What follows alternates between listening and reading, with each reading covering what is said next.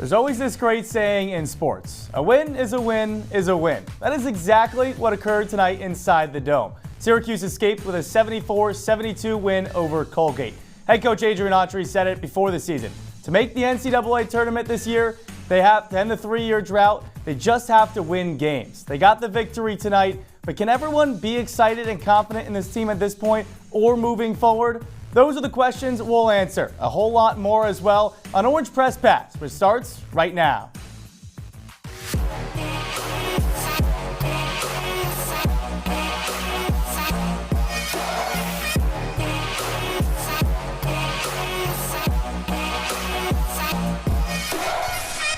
Welcome to Orange Press Pass in our CitrusTV studios alongside Tyler Aitken and Luke Burgess. I'm Jordan Leonard. Syracuse men's basketball got the 74-72 win over Colgate inside the Dome. Before we get to Tyler and Luke's first thoughts, let's hear what Coach Autry had to say right after today's matchup. The one thing I'll say is, for everyone, we are playing at a higher pace than people have seen in a long time here, right?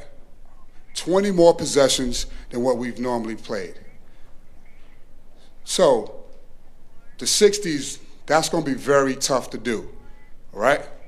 Whoa, that's the most angry I've seen Coach Autry in his tenure so far here at Syracuse. So we just heard his first thoughts. Tyler, what are your first thoughts after this Syracuse close win? Well, Jordan, first of all, I'd say he did apologize to the Syracuse community after the Wake Forest game last year. But, Luke, I think my main takeaway here is that Syracuse has a very high ceiling, but a very low floor. And that's in part because of the pace that Syracuse plays with. You just heard Coach Autry say about that. But it's also because of the personnel. Syracuse has so many different options, but no number one guy. If everybody is clicking, this team can do amazing things.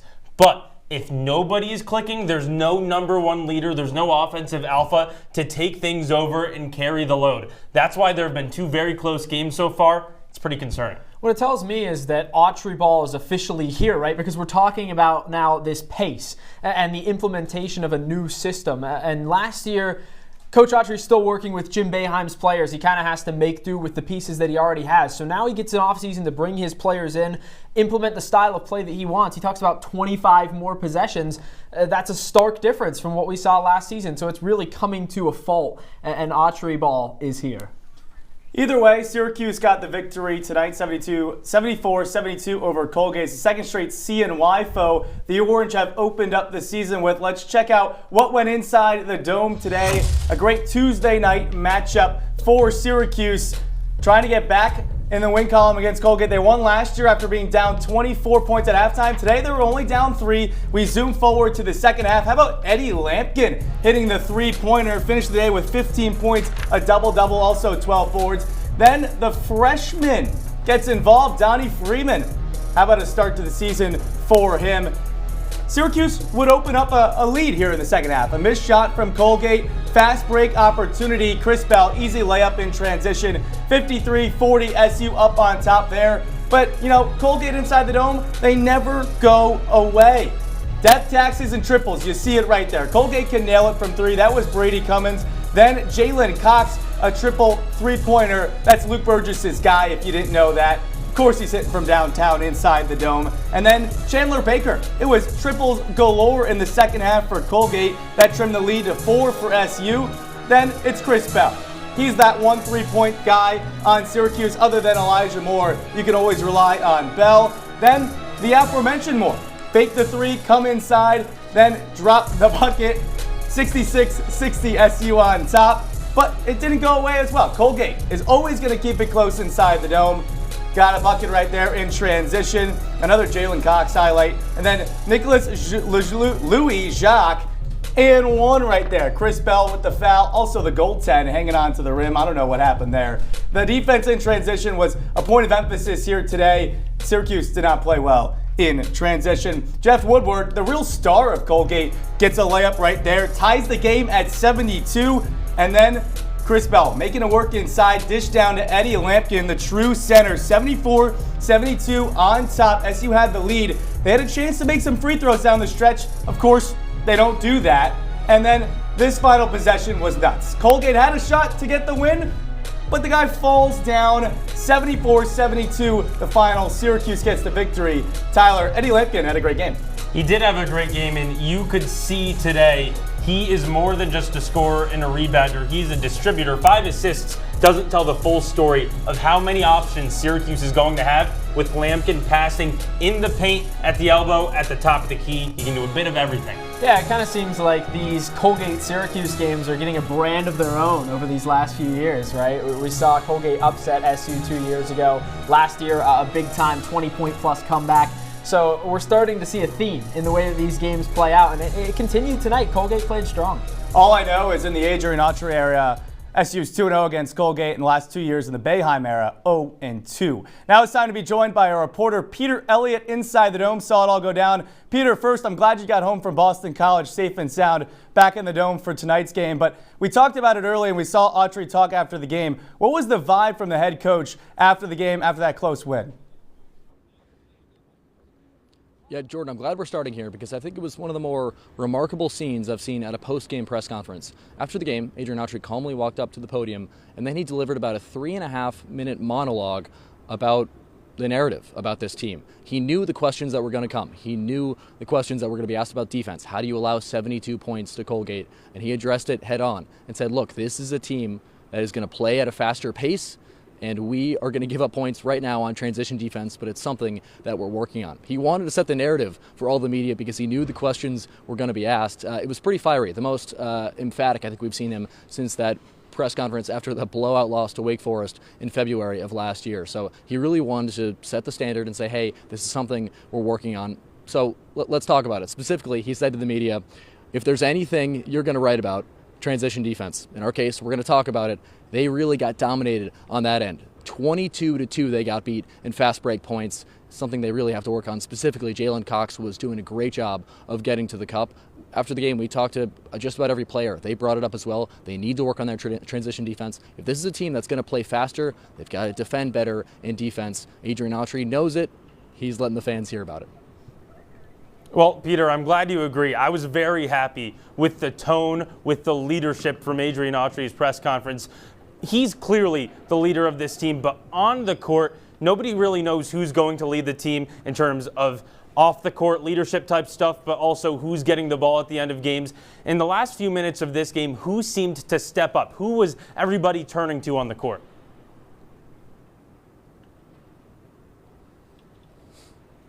Hey, Tyler, Tyler, I think the on-court leader in this game, I don't know if there really was one down the stretch. I think you would have expected it to be J.J. Starling, but he wasn't there out on the court. He fouled out. That was the first ever game in his collegiate career that he has fouled out, so you expected him to be out there and leading the charge down the end, making those big shots, but he wasn't the guy down there. I think, if anything, you would have expected Eddie Lampkin or Chris Bell to really lead the charge, but they didn't. I think you could say a leader would have hit those big free throws down the stretch, Jair Davis or Lucas Taylor. They didn't do that. So I wouldn't say there was exactly one leader out there down the stretch. We'll see if one leader emerges throughout the season. It probably would have been J.J. Starling. He's a guy they can count on to make big shots down the stretch. He wasn't out there. He missed the final 90 seconds for his first time ever fouling out in a collegiate career. Peter, talk to me more about Eddie Lampkin, because you just mentioned him and kind of talked about the leadership that he can bring, but I think Syracuse fans can forget, especially early in the season. This is a guy who's played in March Madness, so he has that tournament experience that Syracuse is so desperately craving now, missing the tournament 3 consecutive seasons, and I kind of wonder what impact he can have, sure, with his points that he put up tonight, leads the team in scoring, but off the ball as well. Well, you totally mentioned it, right? Earlier on, Tyler, he talked about his distributing, the way he passes. We saw it in the connections he has with some of these players. Again, it's hard to believe he's a transfer because he works so well with his team. I think the highlight of the night was when Jair Davis hit Eddie Lampkin, kind of an over-the-back pass to Eddie Lampkin. He flushed it with one hand. That looks like a team that's been playing together for a couple seasons, not just 2 real regular season games. I think he brings so much to this team in the way of leadership and just his comfortability. He looks so calm out there. It was a really even-handed 15-12 for Eddie Lampkin. He brings so much to this team. Like you mentioned, Luke, the tournament experience, that's something these guys have talked about after the game. They've mentioned that Eddie Lampkin's played with the Buffaloes in the NCAA tournament. That's obviously a place where Syracuse desperately wants to get back to. Haven't been dancing since 2021. He's the guy who can take them there with his comfortability, his poise, and especially his play tonight. A double-double for Eddie Lampkin. Peter, great job as always, showing off your versatility. Football on Saturday, back in the Dome for basketball on Tuesday. We've hit our first break here on Orange Press Pass. Coming up next, we talk offense, defense. How about some Eddie Lampkin? He had a great game. Don't go anywhere. We'll be right back after this.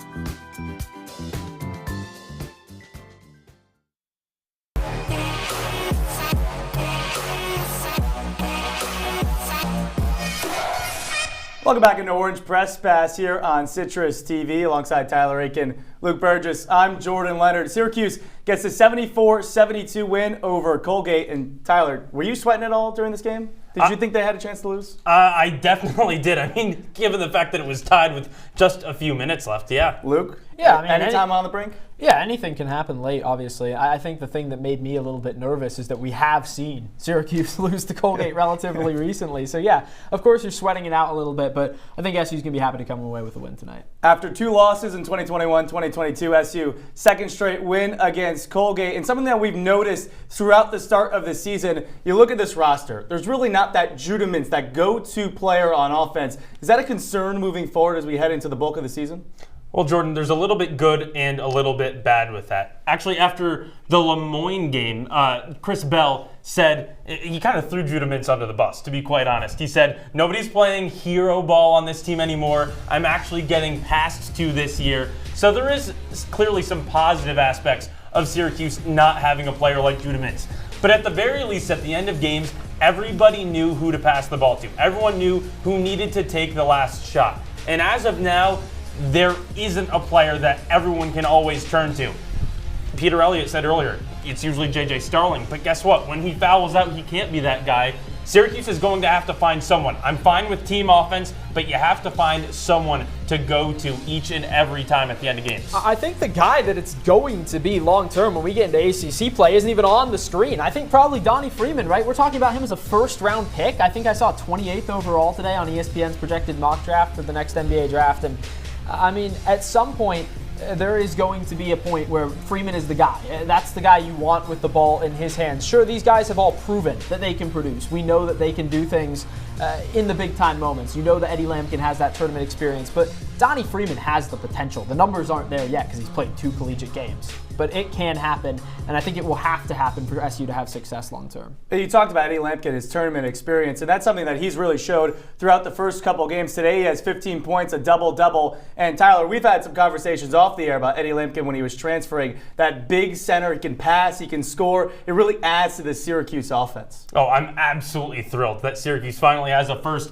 hulking center since maybe the Rakeem Christmas days. But here's the thing. He is not your traditional hulking center. He is a passer. He kind of reminds me, in a really weird way, of Marek Dolezaj, who is 6'9 and 180, soaking wet, because he can pass from the post. He can pass from the elbow. He can pass from all around the court. And so he is dangerous because of his scoring ability inside. That means he's a magnet for the defense. He distributes it well. He had 5 assists today, even more if you count hockey assists. he can do so much to help set up an offense that doesn't have a number one slashing scoring option. What I really liked tonight about the way that he played was the freedom in which he plays the center position, right? Because when you're looking at a player like Jesse Edwards 2 seasons ago, or last year with a cameo from Naheem McLeod, and then Malik Brown moving further into the season, what you see is a guy who's trying to play into a rigid role. But I really like that Lampkin seems to be able to adapt to the players that are around him. You mentioned his passing ability. He also has the ability to just kind of take on guys one-on-one. And he wasn't afraid to do that tonight. Sure, he's going up against smaller competition, but he's okay with taking his guy one-on-one and just backing him down, which is something I think the Syracuse's offense is going to need more of long-term in ACC play. We talk a lot about the Syracuse offense. Coach Autry is really focused on the defense after the game. You saw it earlier. 60 points is no longer a good barometer. Peter also talked about it. The transition defense today was not very good, and something that Syracuse fans are getting used to, switching from the zone to the man-to-man under Adrian Autry. The defensive intensity, where does it need to improve, Tyler? I do understand the transition defense was by far the number one issue, and it's totally fair that Adrian Autry focused on that. However, closing out was awful. You know Colgate is going to shoot the three. That's what the Raiders do every single year. How are the closeouts not better? Syracuse looked, quite frankly, a little bit lazy on closeouts, not chopping the feet enough, not getting the hand up enough. So transition defense priority number one, but a close number two has to be closing out. Well, something that was a little bit different this year was Jalen Cox, right? Cox has a track background. He's actually committed at one point to college for track. And you can tell because he was just blowing by the defense, and Syracuse didn't have, quite frankly, the speed inside to close down and stop him. So the awareness of that three-ball threat and the fact that Cox can kick it out once he makes the defense collapse, I think that made Syracuse a little bit apprehensive, right, in some of those situations because they didn't want to get too far dragged in, open up that three-ball, but Cox's speed was just so effective. He was the best player on the court tonight. I don't think there's any doubt about that. Unfortunately for him, his team comes out on the losing side, but I think he single-handedly kind of broke this game, but Syracuse's defense needs to be way more aggressive. Like you mentioned, the closeout's the biggest thing. When you look at the defense, that's a team kind of atmosphere. For the player of the game, though, it's talking points and rebounds. How about Eddie Lampkin, his second game in an orange uniform, a double-double, 15 points, 12 rebounds, 5 assists, 50% shooting. Tyler talked about it. He's not just a center that can score, he can pass out of the post, and that's what helps this Syracuse roster so much. Get Chris Bell open shots, get Elijah Moore open shots, J.J. Starling.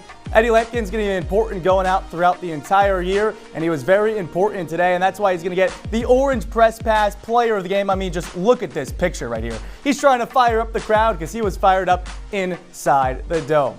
We've hit another quick break here on Orange Press Pass. When we come back, we're going to get into some dance moves. Just wait and see it. Tyler Aitken breaking out the moves after this.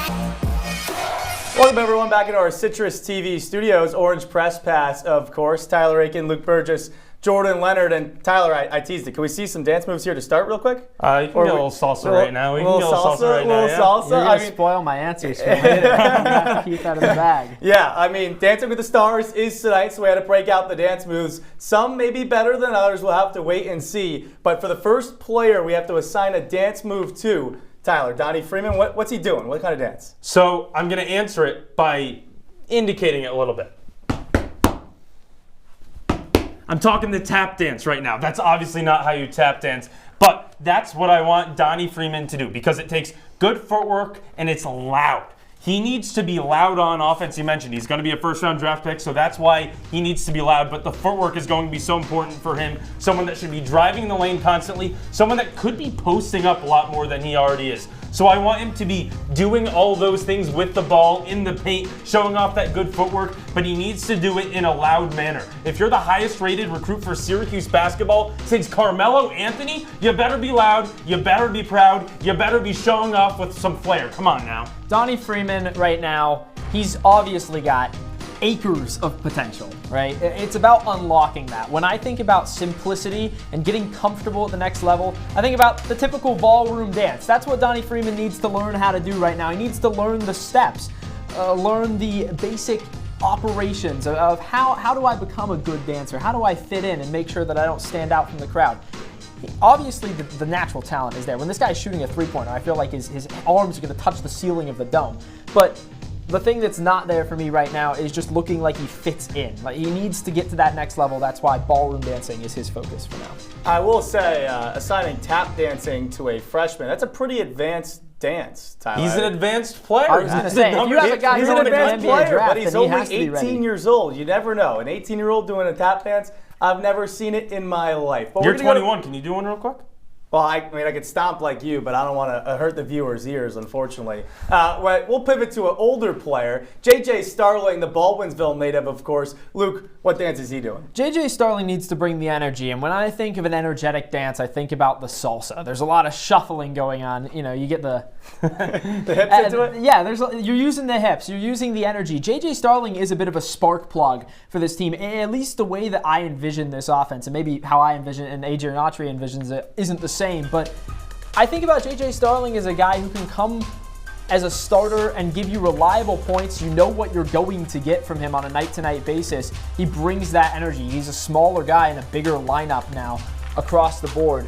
And he needs to, get the flair going. Make sure that he's a guy who can stand out because he could get lost in this lineup of guys who can score. Well, he definitely won't be getting lost with a dance I want him doing. Another Latin-inspired dance. I never even heard of this one. Doble. The Paso Doble. I know you don't know what that is. It's actually a Spanish-inspired dance with a focus on trying to recreate the energy in bullfighting. And so I like the key. that. I love this dance. I'm This glad is a you like good this sounding dance. What it means is basically he needs to be charging to the hoop with the aggressiveness as if he was charging at a bull, or even better, if he was the bull himself charging at that red flag. That's what I want to see from J.J. Starling because there's not a true slashing number one scorer on this team for Syracuse with J.J. Mintz no longer being on the team. Starling needs to be himself, but if he can get a little bit of that, I would be very happy. You're bringing a little bit of that flair. There's right there. There's that event. I think it's called the Running of the Bulls, right, in that little Spanish town. And that's what J.J. Starling needs to do. I'm fully with that. Honestly, though, my favorite Spanish dance is the flamenco. I went to a flamenco show this summer.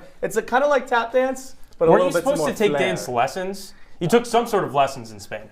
I did not take dance lessons. I don't have the hips like Luke does for that salsa, like Victor Cruz does. That's true. I don't have the hips, unfortunately, to dance live on the air. Actually, I just did, but who cares? Syracuse, they need a team dance, guys. We need to get Syracuse's team dance. Tyler? All right, so I'm going to show you what we're doing here, and it's the waltz. Luke?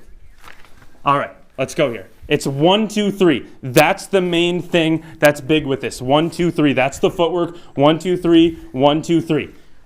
You have no idea where I'm going with this. 1, 2, 3 that's how simple Syracuse needs to be with its free throw shooting routines. Everybody has a free throw shooting routine. Back in the day, mine was 3 dribbles. 1, 2, 3, shoot. Can you make it that simple, Syracuse? Because the Orange could not make a free throw for their lives today. So you got to make it simple. You got to make it like the waltz. Simple beats. 1, 2, 3, 3 dribbles and shoot. It's really not that hard to make free throws. It's not that hard. The thing about ACC basketball is it's not simple to win. You have to have all this movement, all these parts going in coordination. That's why I say ballet is the team dance. That's probably the hardest type of dancing there is. There's hours of practice. There's coordination on multiple fronts. You got to sync it up with music, and the music is often pretty intricate and fast.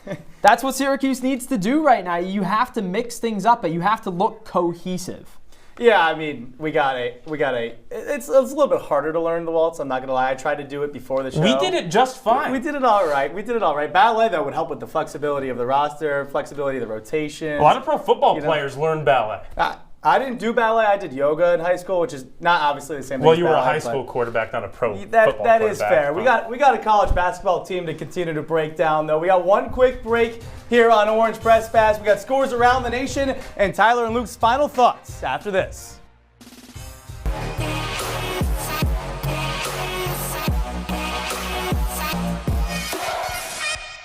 There's one thing you can never have sex without. It's not something you buy.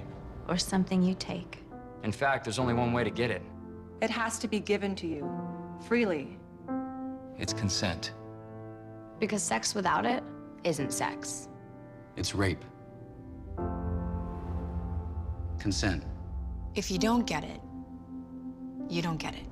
It's on us to stop sexual assault. Learn how and take the pledge at itsonus.org.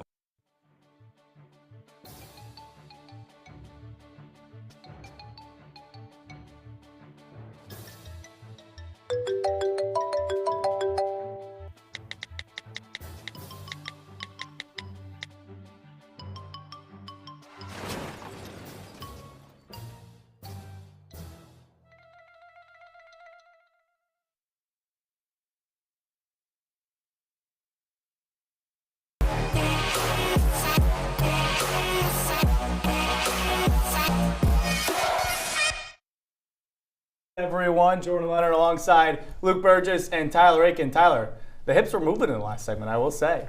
You were activating them pretty well. Listen, I ran cross country in high school. How many times do you practice those dances? Every day I look in the mirror, I practice those dances. I will say I had really tight hip flexors in high school back when I ran.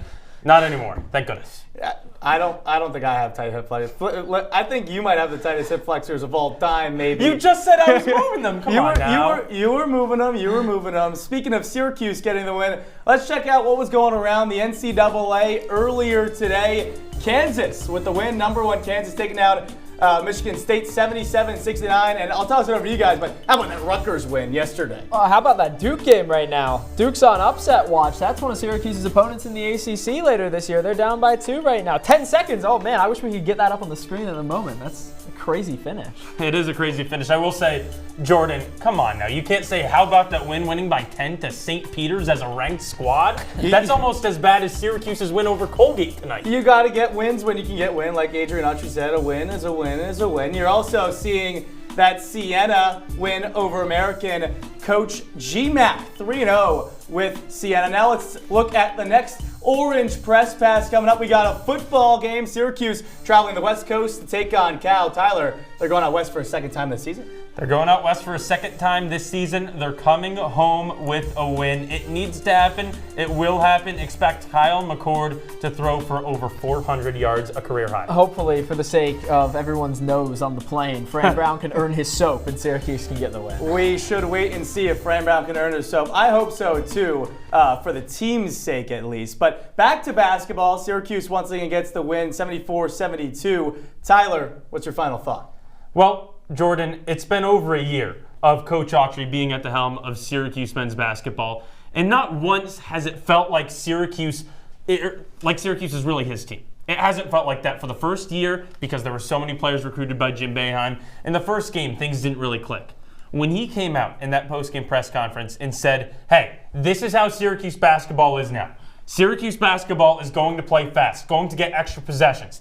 That is encouraging. The final score was not encouraging, but on a larger scale, on a program level, the Orange are moving in the right direction because there's an identity that isn't just Jim Boeheim 2-3 zone, blah, blah, blah, 40 years of amazing history. I don't mean to be dismissive. I'm not trying to be dismissive. But Syracuse needs to finally move forward. And I was a little concerned if the Orange would be able to move forward with Adrian Autry, who had been under Boeheim for so long. But it seems like things are finally moving in that direction. Yeah, certainly some encouraging thoughts from Adrian Autry, right? But what is a little bit worrying to me, things need to tighten up sooner rather than later. You've got teams on the schedule like Tennessee coming up. You've got a team on the schedule like Texas coming up on the 21st. Those games are coming fast. And Syracuse does not want to get exposed. If this is Adrian Autry's new brand, then it needs to get implemented fast and it needs to start to look comfortable sooner rather than later.